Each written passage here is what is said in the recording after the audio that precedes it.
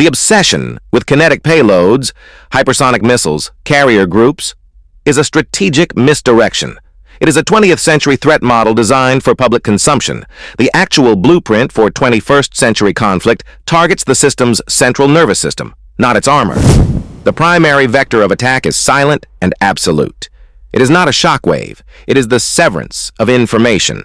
CSIS and RUSI analysis confirms the global economy's critical dependency on a handful of submarine data cables. This is not a theoretical vulnerability. It is a pre-calculated point of failure. Simultaneously, satellite blinding protocols can achieve informational dominance at the speed of light. An actor does not need to defeat a military to neutralize a superpower. They need only to induce systemic blindness. The objective is to create a blind Leviathan. A blind Leviathan is a state with overwhelming kinetic power but zero situational awareness. It cannot price assets, clear transactions, or deploy force coherently.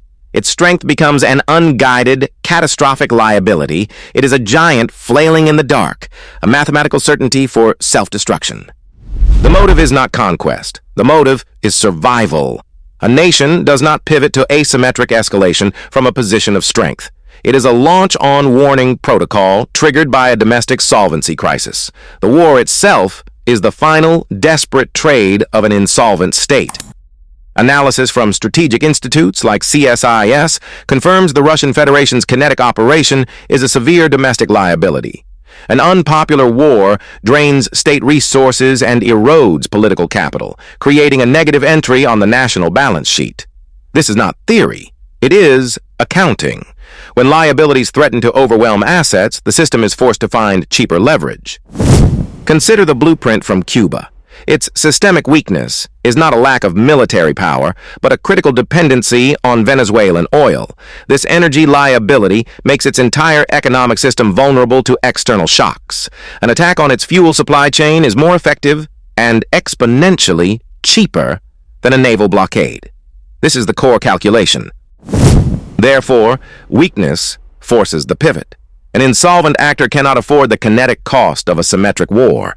The only viable path is to attack the opponent's complex, interdependent systems, targeting liabilities like fuel demand, as seen in the Ukraine AI-driven campaign. The goal is to engineer a cascading failure that makes the opponent's military power mathematically irrelevant. It is the warfare of the bankrupt. The math of modern warfare is no longer about symmetric power. It is about asymmetric leverage. According to analysts at the Royal United Services Institute, RUSI, the kinetic cost exchange ratio has inverted.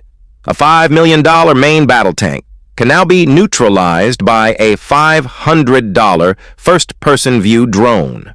This is not a tactical anomaly. It is the economic engine behind what strategists call the democratization of violence. Lethality, once the exclusive domain of state-level capital investment, is now accessible at the consumer level. The objective is no longer to destroy an army, but to bankrupt a state. The defender is forced to spend millions to intercept a threat that costs mere hundreds, waging a war against their own balance sheet until a solvency crisis makes any further defense a mathematical impossibility. The loci of modern conflict are not found on a conventional battlefield. They are found in the gray zones, designated proxy laboratories for testing systemic stress. CSIS reports confirm that regions exhibiting pre-existing instability are not the cause of global risk. They are the staging grounds. They function as sandboxes to measure the efficacy of specific economic vectors before deployment against a primary target.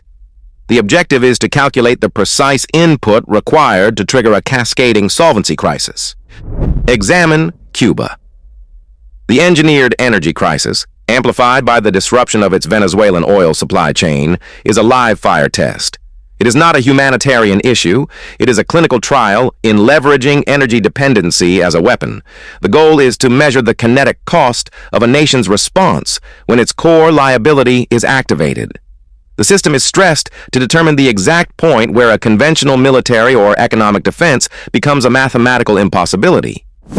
Similarly, the conflict in Ukraine serves as a high-fidelity laboratory. While legacy media focuses on troop movements, the critical test is economic attrition. Reports document how AI is used to model and target fuel demand, transforming energy logistics into the primary vector of attack. This is a blueprint. By targeting an opponent's critical economic liability, you bypass symmetric military power and engineer an internal collapse. These proxy operations are synchronized with political accelerants. Rogue diplomacy, such as unofficial peace talks between Kiev officials and Trump envoys, is not chaos. It is a calculated protocol to undermine state-level response mechanisms. Attacks on a central bank's credibility like those against the Fed serve the same purpose. The resulting market calm, as noted by the AFR, is the final signal. The system is no longer pricing risk. It has been anesthetized, incapable of detecting its own engineered demolition being staged in these gray zones. The launch on warning doctrine is a Cold War relic based on a fatal assumption that you will see the attack coming. The modern protocol is simpler. It does not require a missile launch. It requires a single cyber attack to blind your early warning radar. In that moment of total blindness, the fog of digital war, the commander is forced to make a decision. Is it a system failure or a precursor to a first strike? The doctrine dictates the answer. You launch, because the cost of being wrong is annihilation.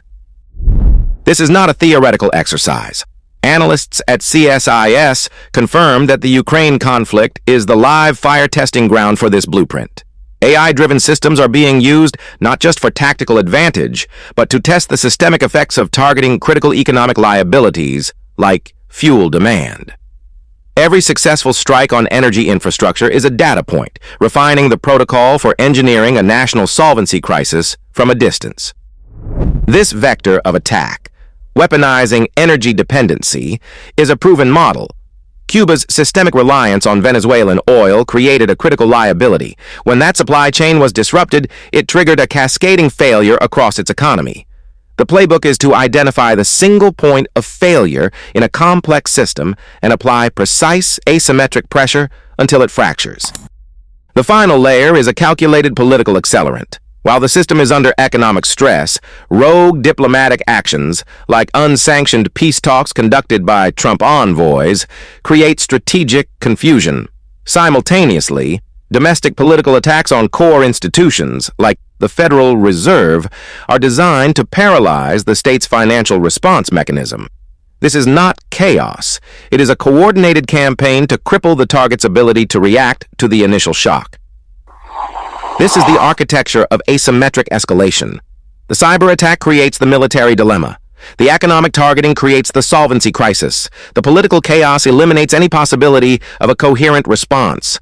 The commander in the bunker is not just fighting the fog of war.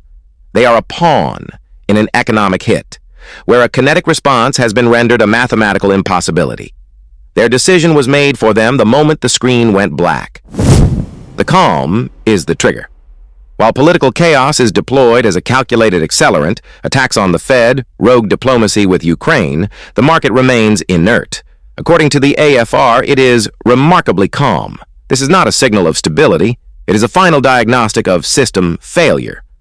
The protocol no longer needs to hide. Actors are actively testing fuel demand liabilities, from Ukraine's AI-driven warfare to Cuba's systemic energy crisis.